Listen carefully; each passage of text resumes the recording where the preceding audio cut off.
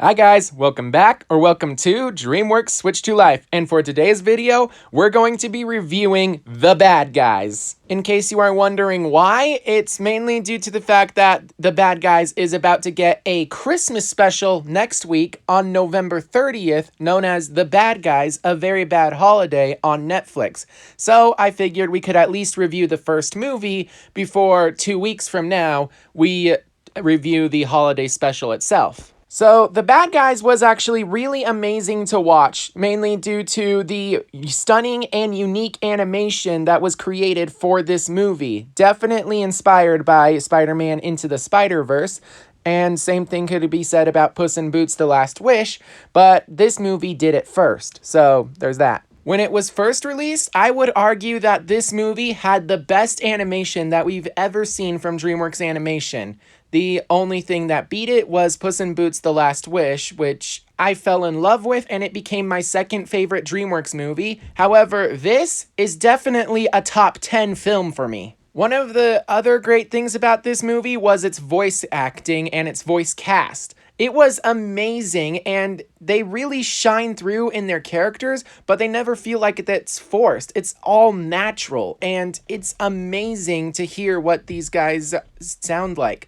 Also, not to mention the fact that the humor behind this is spot on, especially the comedic timing of some of the lines behind the voice actors. Now, what you may not know is that this is based off of a book series, which is actually really faithful to the books, at least the first 5 books anyway. And honestly, after reading the rest of the series, I could get behind more sequels to this movie, and I would love to see that. Another great thing about this movie is its characters and their character development, which, yeah, there's a lot of character development going on in this movie for some of the characters, and it honestly makes sense. These characters are really well written, and I just enjoyed watching them on the big screen. Now, this movie is pretty much good and great all the way, but there is one aspect of the issues, and that is world building, mainly why the heck are there anthropomorphic animals in a world made up of mostly humans? And there's only 7 anthropomorphized animals, 2 of whom are actually beloved members of the community. The other 5 are treated as criminals, which makes 0 sense in my head. How can you let a shifty fox become the governor of the city and well, okay, I guess you can let a guinea pig become the most good citizen of your city, but still. It makes sense why the bad guys would be feared by humanity, but it makes no sense why Diane and Professor Marmalade are respected citizens. And along with this, there's just not really much in terms of the origins for these guys. Why are they different from other animals we see in the movie? Like other guinea pigs, who are definitely normal guinea pigs, and a cat. Actually, those are the only animals that we see in this movie. Everybody else is either a human or an anthropomorphic animals and one of our main 7 characters. But hey, you know what? That can actually be resolved with a sequel that goes into the main characters' origin stories, which would actually be really cool to see, and to be honest, I think that's where the franchise is going to go, although I could be wrong. Another great thing about this movie was its action, and it's like supposed to be a parody of heist movies. It was really good. I thought it pulled off the heist sequences pretty amazingly, and it was done phenomenally. I don't know, I'm running out of things to describe how great this movie was. I love the music for this movie as well. The soundtrack was amazing. They had a great choice of background music, and the music that was written for this movie, Brand New Day and Good Tonight, were really good, and they got in my head for so long. There was also great story and great character development here, to the point where, well, describing this movie in words would make it seem weird, to the point where this would no longer seem like a good movie. So I highly recommend you go watch this movie because it is phenomenal and it's so great, and you just have to see it for yourself to understand exactly why it's so good. So spoiler territory from here on out. So the movie opens with what is actually the longest camera shot that DreamWorks has ever animated, with a runtime of 2 minutes and 30 seconds. That's actually really cool. Just a little fun fact that I thought I would put in this video, you know. So we meet our group of characters. I'll let Mr. Wolf do the talking here. We're the bad guys. And this is the crew. Mr. Snake, Serpentine, safe-cracking machine, imagine Houdini but with no arms. Jackpot! Yes! Miss Tarantula, our in-house tech wizard. Where'd you learn to do that? Mostly YouTube. Mr. Piranha, he's brave, crazy. What's up, Papa? And Mr. Shark, master of disguise. His greatest trick, stealing the Mona Lisa disguised as the Mona Lisa. And rounding out the crew is me, the big bad wolf. We may be bad, but we're so good at it.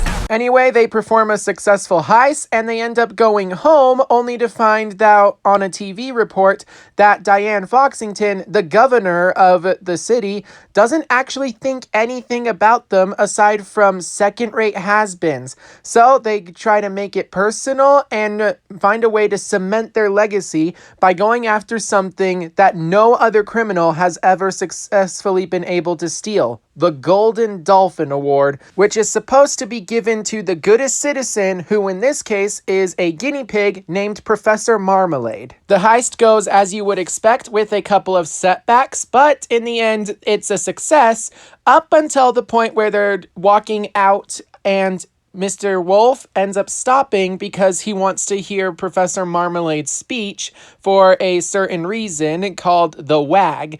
And of course, he ends up getting the team arrested because of it. In order to escape prison, Mr. Wolf tries to convince the town that they are not bad guys, they were just never given the chance to be good. Professor Marmalade says he's going to try an experiment to actually teach them to be good, and of course, it ends up to hijinks of its own, where they try to get a cat stuck out of a tree, rescue a bunch of guinea pigs. In the end, they end up going to the Gala for Goodness, where it's basically a charity event, and they prove to everyone that they are actually good guys. Unfortunately, at the gala, they're also planning a heist to take back the Golden Dolphin after it was taken from them when they were arrested. The plan goes off with mostly no problems, up until Mr. Wolf decides to bail on the plan and instead just decides to actually go good because he's loving all the attention that he's receiving instead of the fear. Before this, he didn't think that he could actually go good because no one would believe him. But in the end, he realized that it's not important to change who you are because people want you to. You do it for you. Just like Diane Foxington turned herself into the best version she could be. Then the Love Crater meteorite, which crash landed almost a year ago and became a symbol of hope in the darkest of times thanks to Professor Marmalade, ends up going missing. Also, thanks to Professor Marmalade, because he stole it and he framed the bad guys for the crime that he committed, which meant they went to jail for no good reason. While they're in prison, you actually see some emotional tension rise up because, of course, Mr. Wolf lied to the team by not going through with the heist and not telling them that he's not going to go through with the heist. The tension is eventually broken up when the prison is broken into by none other than the Crimson Paw, a criminal who used to be one of the best, but is revealed to later be Diane Foxington, the governor, and she ends up breaking them out of prison so that they can work together to stop Professor Marmalade from using the Love Crater meteorite and its mind control powers, and he plans to use a bunch of guinea pigs to rob a bunch of moving trucks carrying $1 billion raised at his own Gala for Goodness in charity money, which is going to various places like hospitals and whatnot. While Mr. Wolf is willing to join the team of Diane Foxington, the rest of the bad guys feel betrayed by Mr. Wolf and don't want anything to do with him, so they go home, only to find that Mr. Wolf has given away their hideout location, and with it, the location of all the loot that they've stolen, so now they've been robbed, and they don't really have anything except for a single push pop in the fridge, which Mr. Snake gives to Mr. Shark. Now this is actually a big moment, because throughout the entire movie, Mr. Snake has been hogging the push pops all to himself, despite Mr. Shark saying, "Can I please have one?" Want it? You know he's not gonna give it to you. No, I believe the deep down snake is a kind and generous soul. Why? Pop me, please. Nope. Sucker. That's it. I'll teach you to share. All right, okay. Here, take it. Oh. Now stop crying, buddy. You're being good. I'm not. I was simply making a sacrifice so Shark could be happy. That is the actual definition of being good. So everyone, with the exception of Mr. Snake, we'll get to that later, realizes that Mr. Wolf was right and that they can actually be more than scary villains and actually be good guys. So they join Mr. Wolf and Diane on the heist so that they can help with the Love Crater meteorite, and in the end they do manage to take the meteorite, but it turns out that the signal is still being broadcasted, so they actually have to stop the heist, and they succeed there because of some cool gadgets from Diane Foxington and some tech know-how from Miss Tarantula. Anyway, after that they try to return the Love Crater meteorite, but they realize they can't do it without Mr. Snake. Now, what's happened with Mr. Snake? Turns out he actually betrayed the team and started working with Professor Marmalade to become part of the greatest heist ever. However, it's mostly because he feels he doesn't have any real friends because they didn't stick around, but they come back for him and he realizes just how important he is to them. And in the process, also realizes how Marmalade is mistreating him just so that he can take advantage of Mr. Wolf. Anyway, after a heartfelt reunion, the bad guys try to redeem themselves by turning themselves in and going to prison for the crimes they actually did commit, even though the one that they didn't commit is what got them in this position. But it's a great first step towards redemption, and I can't wait to see where the sequels take them after this. But what's happening with Professor Marmalade? Well, he's coming with the Love Crater meteorite, only for it to be revealed it's not the Love Crater meteorite. And Mr. Snake? He is not a traitor. In fact, he just worked with Professor Marmalade just so he could destroy the actual Love Crater meteorite, rather than what the bad guys had planned of return it to its rightful owners. Anyway, I thought it had a really good and really realistic ending, especially due to the fact that even though they went to prison, they were let off 1 year later for good behavior. It was actually fitting that they did go to prison for the crimes they did commit. You don't really see a lot of movies do that kind of thing. So yeah, that's the plot of The Bad Guys. I definitely skipped over some aspects of it, but that's mostly just because you need to watch this movie in order to get the gist of what's really happening. Sure, what I just described, it makes this movie sound weird, childish, and predictable, but it's really not, and it's definitely worth watching because of the character interactions.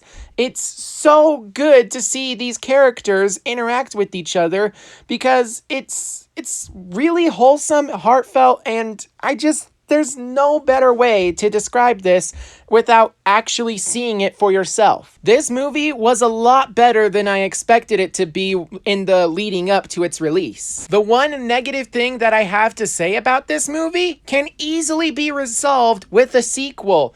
I'm really excited to see where this franchise goes, and to be honest, so does Dreamworks by the looks of it. They haven't actually announced a sequel, but the fact that they're trying to capitalize off of this movie's and its characters in their logo really makes me think that they are planning a sequel behind the scenes.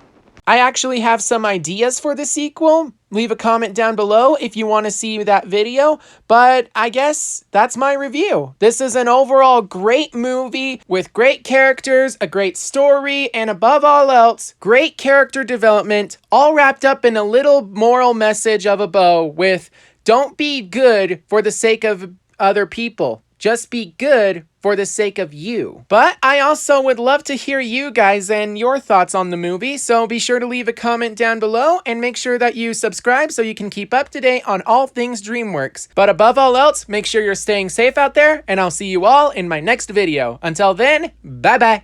A giant butt! Huh? It's not a butt. It's a lamp. I wonder whose butt it is. Once again, it's not a butt. Thank you. It's a heart. Then why does it have cheeks? What? I've never seen a heart with cheeks.